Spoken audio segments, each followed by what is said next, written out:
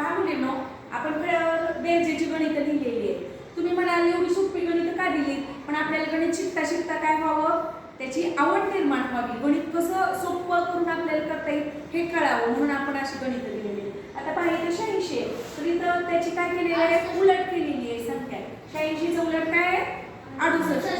इथं 74 उलट केलंय, एक इकडे घेतलाय आणि दशक इकडे घेतलाय. अशीच सगळी गणितं लिहिली. मग ही गणितं कशी सोपी सोडवायची अगदी तुम्हाला बघा आवडेल.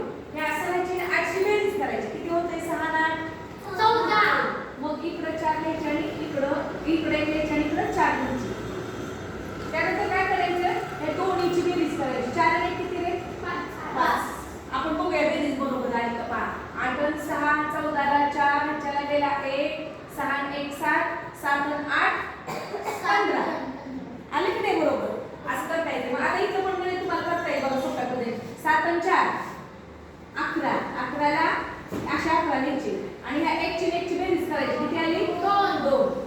आता इथं सांगा 9 आणि 5 ची बेरीज 9 5 14 आणि ह्या 4 ची 1 ची बेरीज 5. इथं पण बघा 9 आणि 2 ची बेरीज 11 आणि ह्या 1 ची बेरीज 8 आणि 6 ची बेरीज 14 आणि हे 4 ची 1 ची बेरीज 5. म्हणजे आपल्या लक्षात आलं की या दोन्हीची बेरीज करायची आणि त्यानंतर आलेल्या बेरजीची बेरीज करून मध्ये द्यायची. हे केव्हा, जेव्हा ही पहिली संख्या आहे त्याची 86 च्या उलट 68 म्हणजे एककांनी आणि दशकाची काय केलेली आहे, फक्त आदला बदल केलेली आहे. अशा वेळी ही ट्रिक वापरायला येते. आवडलं? हो.